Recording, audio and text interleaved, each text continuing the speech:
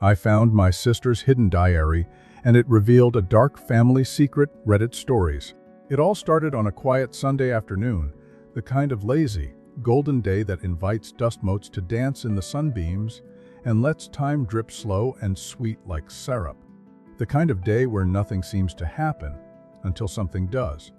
And that something, for me, began with a loose floorboard in the hallway closet. But I'll get to that.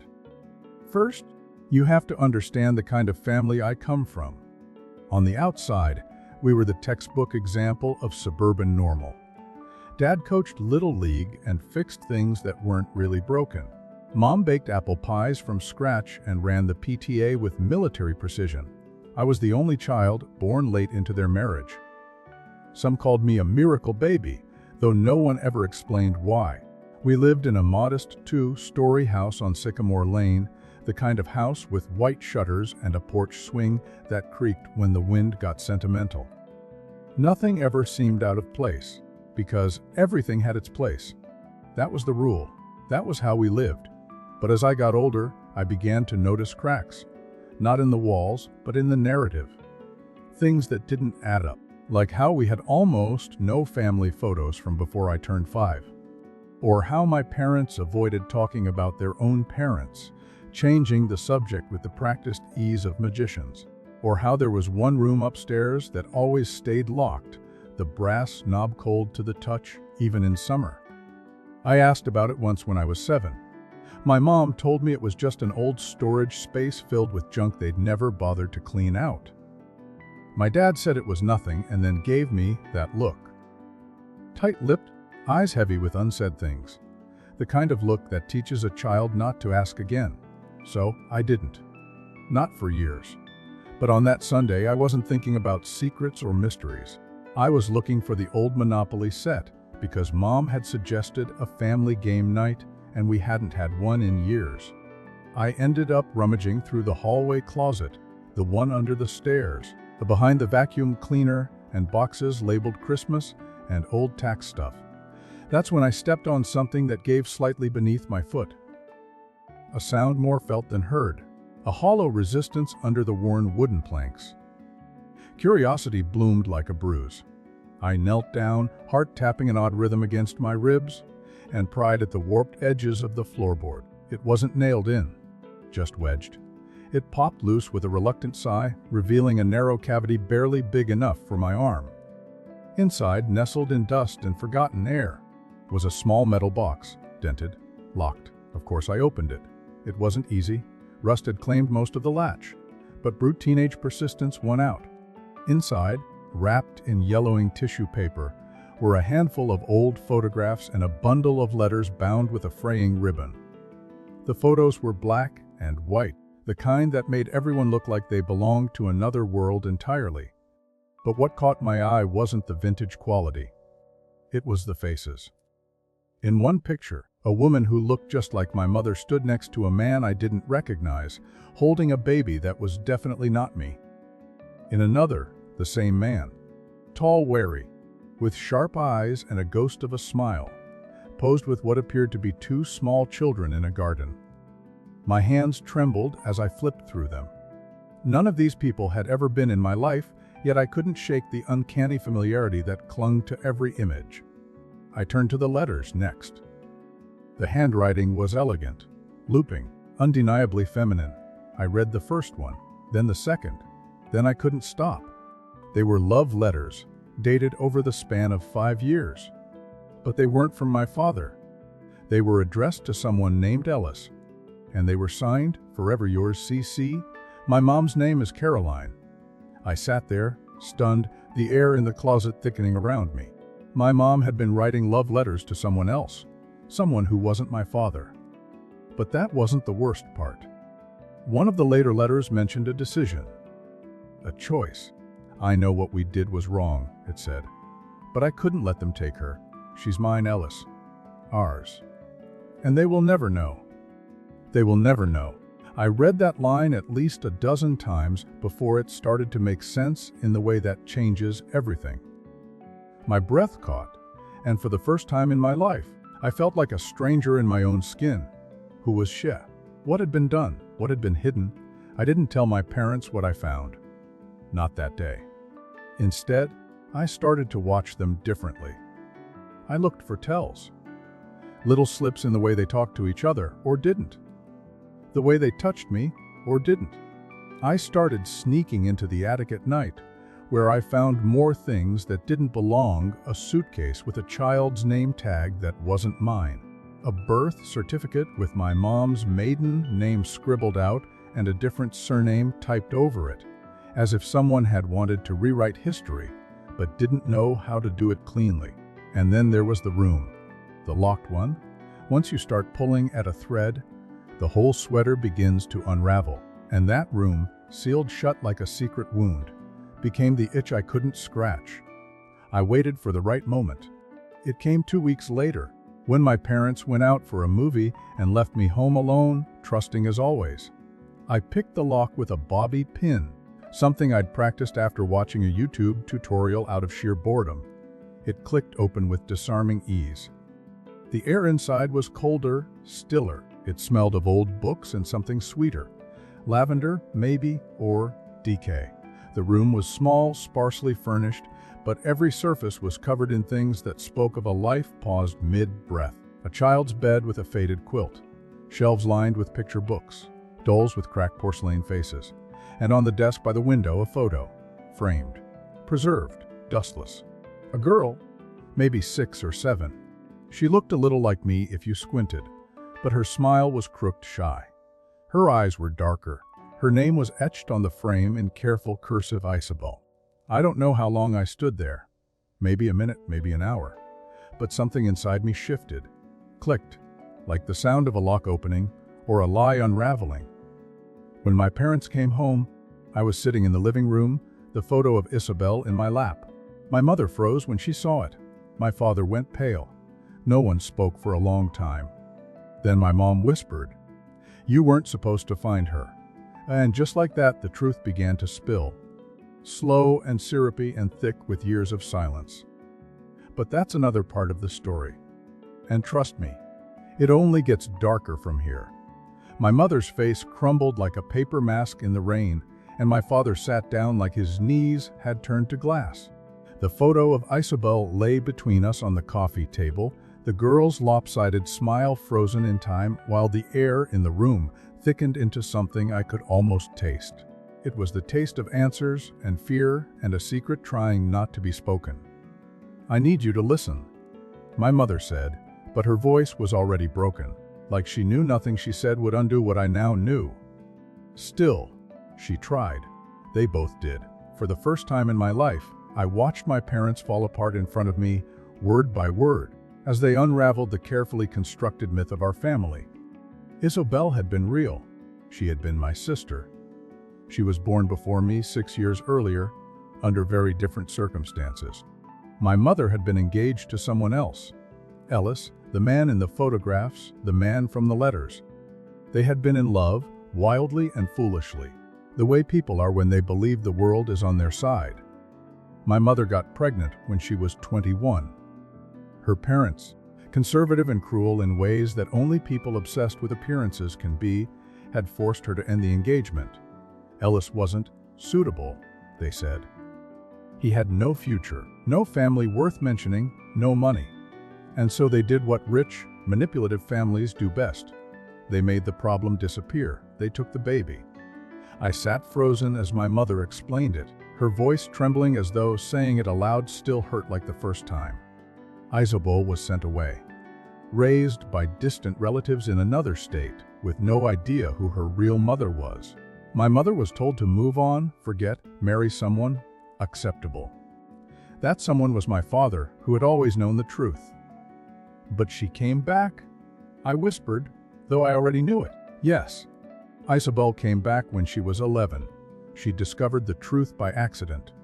Through an overheard conversation, a letter not burned, a photograph that looked too much like her own face. She found my mother. She showed up at our door, and for a time there was a fragile kind of joy, a reunion that felt like redemption. But Isabel wasn't the kind of secret that could stay hidden. She was angry. Angry that she had been lied to, erased, exiled from the life that was rightfully hers. My father, pragmatic and cautious, worried what it would mean if people found out. A child from a different man. A child who didn't fit the neat narrative they had built. So they kept her hidden, quietly homeschooled her, told neighbors she was a niece visiting long-term. But the walls of a lie don't hold forever. I asked what happened to her, why she wasn't here now, why her name was never spoken, why a whole room was preserved like a shrine to her absence. My mother didn't answer. It was my father who finally said it. "Huh?" She ran away. But I saw the way his jaw tightened, the way my mother's eyes didn't move from the floor. There was more. There was always more. They said it happened the winter I turned 4. Isabel had grown restless, volatile. She wanted the world to know who she was, wanted to scream the truth from the rooftops. My mother begged her to be patient. My father argued with her behind closed doors. Then one day, she was gone, vanished from her bed in the middle of the night. No note, no signs of struggle, no trail. The police were called, but they weren't told the full truth, just that a niece had gone missing. A family visitor, not a daughter, not a sister. The case went cold, and the room was locked, preserved, as if they were waiting for her to return and pick up her life right where she left it. But she never did. I wanted to believe them. I wanted to believe she'd simply run away, that she was out there somewhere, angry but alive. Except I couldn't. Not after what I'd seen. Not after what I'd felt in that room. Because there was something else they weren't saying. Something that lingered in the corners of that story like mildew. So I did what I'd always done when things didn't make sense. I started digging. I went back to the letters, rereading every line, every date. There were inconsistencies. Mentions of meetings that shouldn't have happened. A reference to a house by a lake we never visited. A final letter, written in frantic ink, talking about a custody fight. About taking her back. Signed not by my mother, but by Ellis. But if Ellis had taken her, why wouldn't she have contacted us? Why would the police find no trace of her? Unless he hadn't taken her. Unless he'd tried and failed. I looked up Ellis. It took some time. My mom had never given his last name, but a return address on one envelope hadn't been fully blacked out. The ink had faded, but I managed to piece together enough to find an old listing. From there, I pulled threads. Archives, news articles, obituaries. Ellis was dead. Died the spring after Isobel disappeared. Car crash, the paper said. Single vehicle. Late night. Off a bridge. But here's the thing. The crash was ruled suspicious. The brake lines had been cut. I sat with that fact like a stone in my gut. Was it an accident? Or a warning? I started to see the people around me in a different light. My parents, with their 2 perfect lives. The neighbors, too quiet for too long. Even the police report from the time felt off, full of redacted lines and no further comments. The one night, unable to sleep, I snuck back into Isobel's room. I don't know what I was looking for. A sign? A clue? Closure. What I found was a loose floorboard beneath her bed. Almost poetic, right? Inside there was a single object, a tape recorder. Old, dusty. But it still worked. There was one tape inside. I pressed play. Then a voice, a girl's voice. She sounded afraid. She said, "If you're hearing this, it means they lied." Again, I don't know who I can trust, but I'm not going to let them erase me. Not this time. The recording cut off with a sharp sound, like the door slamming. Or something worse. I sat there for hours, rewinding it, playing it again as if listening harder would somehow summon her back. But it didn't. Instead, it summoned something else. That night, someone knocked on my window. 3 soft taps. I live on the 2nd floor. No ladder, no tree branches, nothing a person could stand on. Just those 3 knocks, and then a whisper. So faint I almost convinced myself I imagined it, except I didn't. Because it said my name. Not the name everyone else calls me. The name on the fake birth certificate. The name no one else was supposed to know. And then it was gone. I haven't told my parents. I don't know if I ever will. Because part of me is afraid. Afraid that if I confront them again, something else will vanish, like it did before. Or worse. Something will come back. The next morning I woke to the pale hush of dawn, as if the world itself was holding its breath. My window was still locked from the inside. I checked it twice, then a third time. No fingerprints, no smudges, nothing. But I hadn't imagined it. I knew that with the same certainty you know when someone's watching you in a crowded room. Quiet, invisible, but real enough to make your skin crawl. I didn't sleep much after that night. The whisper of my name, the name, looped in my mind like a splinter you can't dig out. That name wasn't on any school record. It wasn't the name on my driver's license. It existed only in one place, that altered birth certificate I found buried in the attic under layers of lies and dust. No one should have known it. No one alive. And yet, someone had whispered it through glass. For the next few days, I moved through life like a ghost in my own skin. At school, words blurred on the board. At home, I kept noticing little things out of place. My bedroom door ajar when I knew I'd closed it. My shoes not where I'd left them. A hairbrush missing, only to reappear 2 days later tucked neatly beneath my pillow. Things too small to prove, but too wrong to ignore. And the photo of Isabel, the one I'd taken from her room, gone. I tore apart my room, thinking maybe I'd hidden it too well. Maybe I was just forgetting. But no, it wasn't there. Something or someone had taken it, quietly, carefully. That's when I started keeping a notebook. Not for school, but for them. The whispers. The disappearances. The subtle changes that made me question if I was going crazy. I began writing down times, sounds, smells. Things that seemed irrelevant until they weren't. Like the faint scent of lavender that clung to the air after midnight. Or the way the hallway light flickered only on Thursdays. Or the recurring shadow that moved across the wall near the locked attic door, even when no one was upstairs. I started digging again. This time, not just into the past, but into the present. Late at night, I'd sneak into the attic, search every box, every crevice. My heart was always pounding so hard it felt like it echoed off the beams. One night, behind a stack of old suitcases and warped picture frames, I found a second recorder. It was smaller, older, like it hadn't been touched in years. But there was a fresh tape inside, labeled in smeared red ink, 3 days before. I hesitated, then hit play. There was a long silence, then footsteps. A girl's voice, quiet and shaky. "She's not who she thinks she is," it began. "They told me I was sick, that I made her up, that there was never another girl. But I remember her. I remember the day they brought her home. I was 7. She was loud, pink, mine. I used to hold her when she cried." A pause. Then the voice returned, more fragile. They said I was confused, that I invented her, that I had episodes. They locked me in that room, told me to rest, to forget. But she was real. She was real. The recording ended with a sound I can only describe as a breath caught in a scream. I played it over and over until I had every word memorized. There was no doubt. The voice was Isobul's. And now, the story had changed. They hadn't just hidden her. They'd erased her memory. From the world, from themselves, maybe even from me. I confronted my parents again. I waited until dinner, when they were their most vulnerable, when their guards were down and the illusion of family still felt thick enough to choke on. "What? Why did she say I was made up?" The fork froze halfway to my mom's mouth. My father's eyes narrowed like shutters in a storm. "What are you talking about?" he asked, too calm. I pulled the recorder from my pocket, pressed play, and let the voice of my sister haunt the room. They didn't cry. They didn't scream. They just sat there, silent and pale, as if the walls were closing in.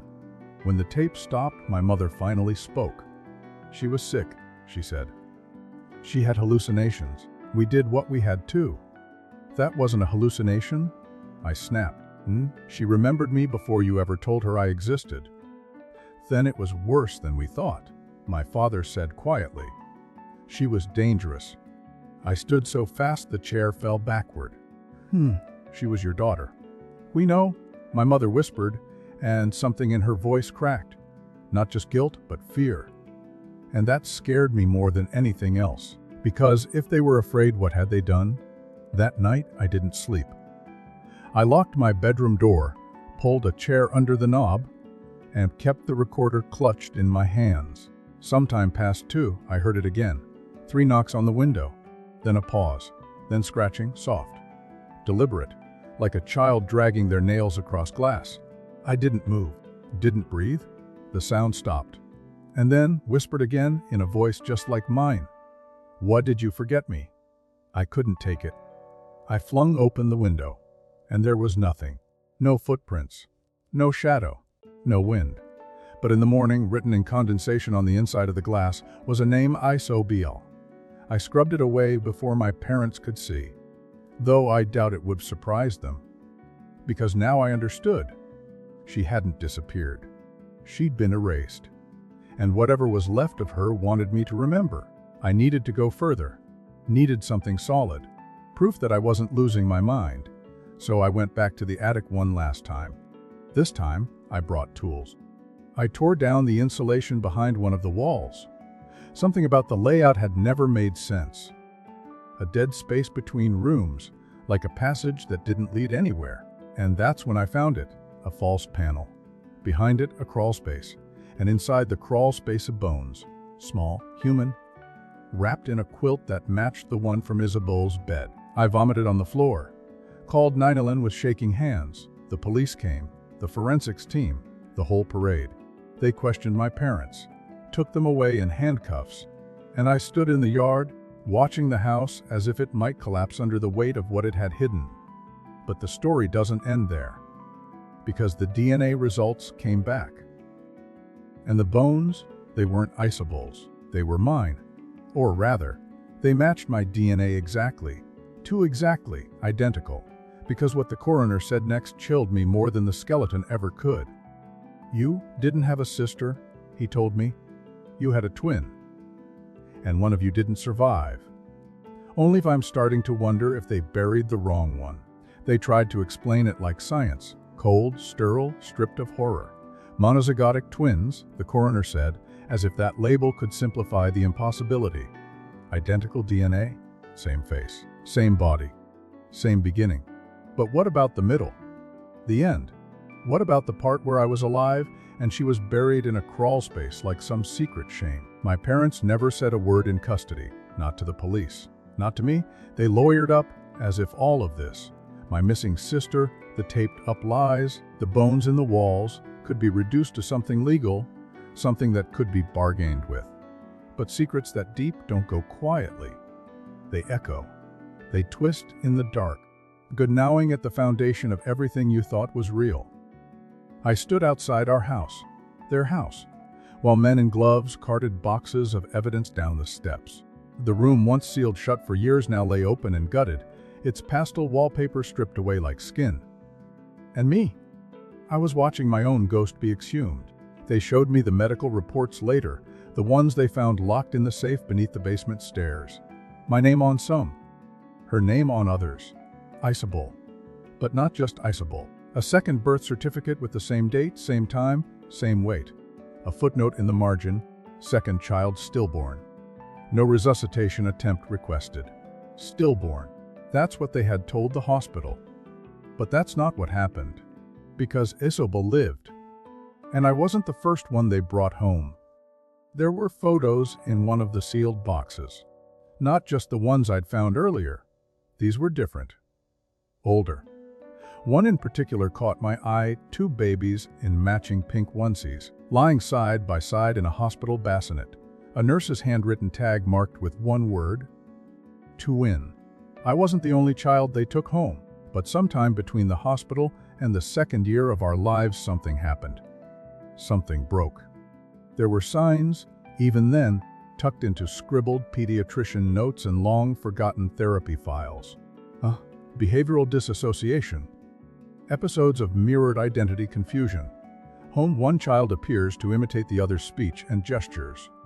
My parents had taken us to specialists, psychologists, even a neurologist, and then nothing. No further records, no more appointments. The paper trail vanished just before my 4th birthday. And that's the year Isabel disappeared. But what if she didn't vanish? What if they chose? What if they decided one of us didn't belong? I couldn't think straight for days. I stopped eating, stopped sleeping. The world blurred, like someone had turned the focus knob on reality and left it just slightly out of sync. I kept hearing her voice. Not whispers now, not just in dreams, but in mirrors, in reflections that lingered too long, in the split-second glitch when you look away and your reflection doesn't. I went back to her room. The police had cleared out most of it, tagged everything with little orange evidence flags. But they hadn't seen what I saw. Not yet. There was a crack in the back of the closet, one I hadn't noticed before.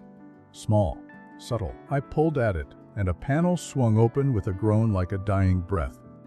Inside was a hidden alcove, a chair, a mirror, a stack of drawings, and a diary. The mirror was old, warped at the edges, the kind that doesn't just reflect your image, it reflects something deeper. When I looked into it, I didn't see myself, nautically, I saw her. Same eyes, same jawline, but something about her posture, the set of her mouth. It was wrong, too still, too calm, like she was watching, waiting. The drawings were crude but clear. Two girls holding hands. Then one girl alone, the other crossed out with thick black lines. Sometimes the crossed-out girl had red X's over her eyes. Other times she was standing behind the other, her face melting into shadow. And then there was the diary. It was Isabel's, and it read like madness soaked in heartbreak. They told me I made her up, that I was the only one, but I remember her voice, her smell, her laugh. They made her forget. They erased me from her like chalk from a board. But I'm still here. I'm still here. Every night I look in the mirror and see her face wearing my skin. It's not hers. It's mine. She took my life. They let her. But I remember. I remember Avalaivijin, page after page blurred together, ink smeared by what looked like tears or blood, or both. She'd been watching me long before I knew she existed. She'd been waiting. And now, I think, she was ready. That night, I woke to find the mirror from her alcove in my room. I hadn't brought it. No one had. I stared at my reflection for what felt like hours, waiting for it to move wrong, waiting for her. But the glass stayed still, until it didn't. At 3:12 a.m., I blinked. My reflection didn't. It smiled, a slow, crooked smile I didn't make. I screamed. Threw the mirror to the floor. It didn't shatter. It didn't even crack. Instead, it hummed. Like it was alive. The next morning, it was gone, replaced with my regular bedroom mirror. I asked my foster guardian if they'd moved anything. They said no. Claimed they'd never even seen an old mirror. Acted like I was crazy. Maybe I was. But then the photos started to change. Old pictures, ones I'd kept hidden, started showing someone else. At first it was subtle, a shift in posture, a different expression. Then the changes became more extreme. In one photo, I had vanished entirely. She was there instead, wearing my clothes, sitting in my spot at the kitchen table. But her eyes, they were wrong. They weren't mine, they were hers. I tried to show someone, I did. But when I held the photo up to them, it was normal. Just me, nothing strange, nothing missing. Only I could see her, only I remembered. And she was getting stronger. Each day I felt less me. Memories began to blur. Names I should have known slipped through my grasp. I called a teacher Mom, and didn't realize until 5 minutes later. I forgot my own birthday. It was like something was rewriting me from the inside out. And then I found the last letter. It was folded into the binding of the diary, tucked in as if she didn't want me to find it until it was too late. You were always the favorite, the soft one, the one they saved. But you weren't stronger. You weren't smarter. You were just easier to mold, easier to keep. But I remember the choice. I remember the screaming. I remember being dragged down the stairs while you slept in your crib. I remember the smell of the crawl space, the silence. The dark, you had my life. I took it back. No, give me the rest. I dropped the letter and ran. To the police, to the therapists, to anyone who would listen. They all nodded, smiled. Prescribed pills. No one believed me. But she did, because she was me. And she was watching. Now, I don't trust mirrors. I don't sleep much. and I've started forgetting how I used to look. Sometimes I catch my reflection out of the corner of my eye and it flinches. Like it didn't expect me to still be here. Like it's waiting for me to give up or give in. But I won't, because if I do, she wins. And I disappear. Again, I used to be sure of who I was. My name, my face, my place in this world, it all used to feel solid, like bedrock beneath my feet. But now, every time I look in a mirror, it's like staring through ice, distorted, unfamiliar, wrong. And not just wrong in a superficial way. Wrong in the way a house feels after someone else has lived in it. Like everything's been moved 2 inches to the left. Like it's no longer yours. The worst part, no one around me seems to notice the difference. My friends still greet me the same way at school. Teachers still call on me like I'm present, alive, whole. But when I speak, there's hesitation behind their eyes, like they're trying to reconcile something they can't quite articulate. Like I don't sound the way I used to. Don't move the same. Don't laugh the same, because maybe I don't. Maybe she's already halfway in. I started recording myself, at first to prove I wasn't crazy. I'd sit in front of my phone and talk. Talk about the day, the weather, anything. I'd ask myself questions only I would know the answers to. Then I'd play it back and listen, searching for some hint of change. And sometimes, just sometimes, I wouldn't remember saying the things I'd just recorded. One night, I watched a video I'd made 2 days earlier. In it, I was smiling. I haven't smiled in weeks. Worse, I was wearing a shirt I didn't own, something pink with little daisies on the collar. And behind me, in the reflection of my bedroom mirror, there was movement. Something shifting just out of focus, like a second figure leaning just over my shoulder. When I turned to check, I was alone. But the video stayed the same. That night, I had the dream again. It always starts the same way. I'm standing in the hallway outside Isabel's room. The door is cracked open. Inside, there's music playing. Something slow and sad, like a music box winding down. I step inside and the door slams shut behind me. The lights flicker. The mirror on the wall ripples like water, and then she steps through. She looks just like me, but older. Hollow. Eyes too deep, like she's been living underground. She doesn't speak. She just walks toward me and puts her hands on my face, like she's trying to memorize it. Then she whispers, "Almost done," and everything goes black. I always wake up sweating, the sheets twisted around me like vines. At school, things started to unravel. I got called to the counselor's office after snapping at a teacher. I didn't remember doing it. They said I threw a chair. Cursed. Said I wasn't me. But I have no memory of that. The only thing I remember was the clock. It had stopped at exactly 3:12 p.m., the same time my window was first tapped weeks ago. The same time she whispered my name. They put me on meds. Anti-anxiety, they said, mood stabilizers, sleep aids. But none of it helped. Because this isn't a chemical imbalance. It's a possession. Not the Hollywood kind with pea soup and spinning heads. This is slower. Smarter. Like erosion. 1 grain at a time until the cliff gives way. I confronted the mirror again. I know how that sounds. But by now, I don't care. I sat in front of it for hours. Staring, waiting. I blinked. It blinked. I smiled. It smiled. But then I frowned and the reflection kept smiling. And this time it spoke. "You're almost ready," it said. "You've done well keeping my seat warm." I smashed the mirror with a lamp. Glass flew everywhere. Blood too. But when I looked down, no cuts. When I looked back, no damage. The mirror was still whole. Unbroken. I ran. Left the house in my pajamas, barefoot, down the street like a feral thing. I ended up at the library, one of the only places left untouched by her. Or so I thought. I dove into records, microfilm, newspaper clippings, anything about my family, the house, the neighborhood. I needed something to prove she was real, that this wasn't all in my head, and I found it, an article from 17 years ago. Omwe esta eros nnf at DATT rice sqsto house. The photo was of our house. The byline was blurry, but the story was chilling. A neighbor had reported strange sounds and 2 babies crying at once, even though only 1 child was ever seen in public. When questioned, my parents claimed it was the television, a misheard noise. But then a week later, a private tip was called in. An unmarked grave was suspected somewhere on the property. The investigation was brief, quiet, and closed. But it existed. Someone knew, and someone buried it. Literally. I printed the article and ran straight to the detective working my parents' case. He barely looked at it before pushing it back across the table.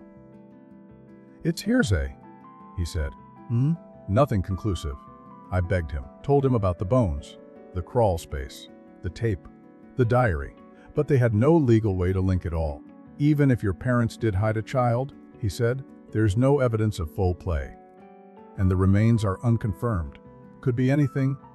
Unconfirmed." It was me, her, but I realized then that the law wouldn't save me. No one would. Because on paper, I'm just another girl with a trauma history and a prescription bottle. No one sees the truth. No one sees her. But she sees me every moment, every breath. And now she's getting bolder. I woke up 3 days ago and my phone wallpaper had changed to a photo I don't remember taking. It's me and my parents at the lake we never visited. The one from Eliza's letters. I'm smiling. They're smiling. But my reflection in the lake? It's her. Yesterday, a teacher called me Isabel. Laughed it off. Said he mixed me up with someone else. Today, my foster guardian asked if I'd dyed my hair. Said it looked darker, more like it used to be. I didn't dye it. She did, because she's inside now, leaking through, replacing me inch by inch. And I'm running out of space. Running out of time. I made a list this morning. 2 columns. Things I remembered.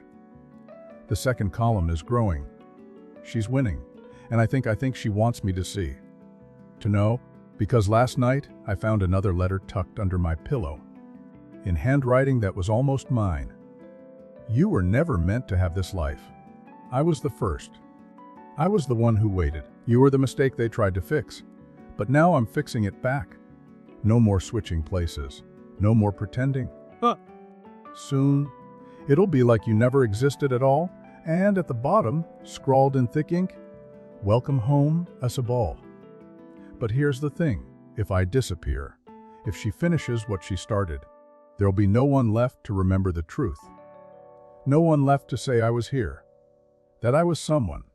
So I've started writing everything down, documenting it, every shift, every glitch, every time she pushes further in, because maybe she'll win, but maybe, just maybe, someone will find this and know that I was real, even if she takes my body, even if she takes my name, even if the whole world forgets me. I won't forget myself. Not yet. By now the line between me and her has nearly dissolved. I wake up in rooms I didn't fall asleep in. I find myself humming lullabies I don't know. Sometimes I look in the mirror and she looks back first. The girl who once whispered my name from the shadows is now sitting inside my bones, watching, smiling. But I'm not done yet. She thinks she's winning, thinks she's erasing me like chalk off the slate of this life, one name tag, one memory, one heartbeat at a time. And truthfully, she's close. Too close. I feel her when I blink. Like if I keep my eyes closed just a second too long, she'll step forward and I'll step back forever. But I've learned something. She's not as whole as she pretends to be. She's angry, she's powerful, but she's still broken. And broken things leave cracks. That's how I found it. The last piece. I was in the attic again. My attic, her attic, our attic, I guess. Searching for something, anything that still belonged solely to me. There, behind the insulation and the dead memories, was an old metal toolbox. Inside a tape recorder, rusted at the corners, different from the others. This one didn't have a label. It had a coda. T1. I pressed play. It wasn't her voice. It wasn't mine either. It was my father's. He sounded young, nervous. The recording was rough, static, riddled, but I could make out pieces. It wasn't supposed to happen like this. We were only trying to help. One child, we only wanted one. The other, she wouldn't stop screaming, wouldn't sleep, wouldn't listen. Said she had dreams of drowning. Said the walls whispered. We didn't know which one was which anymore. They started copying each other. playing games. One would cry and blame the other. One would lie and wear her name. We took her to the doctor. They said it was disassociation. Twins sometimes do this, but it wasn't that. We could feel it. She was wrong. The night it happened, Caroline stayed downstairs. I went up. I told her to stop. Told her we loved her, but we had to make a choice. She said, "You're choosing the imposter." And then she bit me, clawed my arm. She laughed. "La eject." I panicked. I grabbed the blanket and I didn't mean to. But by the time she stopped moving, I already knew. We buried her in the crawl space. Told ourselves it was mercy. That we were saving the one who deserved to live. My hands trembled so hard, I nearly dropped the recorder. They didn't just erase her. They murdered her. And they weren't even sure which one of us she was. All these years I thought I was the one who lived because I was chosen. Loved, real. But maybe I was the imposter. Maybe I was the one who was never supposed to stay. Or maybe, just maybe, neither of us was ever meant to survive that house. I knew what I had to do. I couldn't fight her with my fists. Couldn't outpossess a ghost in my own skin. But I could play her game. I could give her what she wanted. On my terms. So I set the stage. I went back to the place it all began, Isobel's room. It had been sealed again by the authorities, but I still had the old brass key. I waited until after midnight, when the world was asleep and the house hummed with silence. I stepped inside. The smell hit me first, lavender and dust like old dreams. I laid everything out on the floor, the drawings, the tape, the photos that kept changing, the diary pages she'd written in her spiraling script. And I brought one last thing, the mirror, the one I had smashed, but hadn't, the one that refused to break. I placed it upright against the wall, sat cross-legged in front of it, lit a single candle. Then I spoke, not to her reflection, to her. "Isabel, you win." Nothing happened at first. Just flickering flame and the slow tick of the wall clock. Then the glass began to ripple. And she stepped through, not like a horror movie, no shrieking violins, no shriveled corpse. She looked just like me, but somehow before. Like a memory given flesh, she was calm, her hands folded, her eyes not angry but sad. "I was waiting," she said. I nodded. "I know." She took a step forward. The floor didn't creak. She didn't cast a shadow. "I just wanted my life back." "I know." Her eyes welled, but the tears didn't fall. It was cold. It was so dark. "I'm sorry." She crouched before me. Her hand touched mine on skin. "Can I come in now?" And that's when I did it. I nodded. Yes, but not without a price. Because in my other hand, hidden behind my back, was the second recorder, the one with the confession. Still playing, still recording, connected straight to the cloud, linked to every device I had. Synced, backed up, shared. The file would upload to the police server, the news sites, the internet, everywhere. She could erase me. But I could make sure the truth never disappeared. As she leaned forward, I whispered one last thing. "You'll have to live with it now." She frowned. "What do you mean?" Then she looked down, at the recorder, at the blinking red light, and something changed. Her smile cracked like ice. She lunged, grabbed the device, but it was too late. Uploaded, sent, broadcast. She screamed. Not with rage, with fear. The mirror behind her rippled again. Only now it wasn't a doorway. It was a vortex, a vacuum, a place trying to pull her back. She turned to run, but I stood first. "You wanted to take my life," I said. "Then take all of it." Because now the world would know. Now she wasn't a secret anymore. She was a murder, and she would never be able to wear my face without carrying the weight of that truth. She screamed again.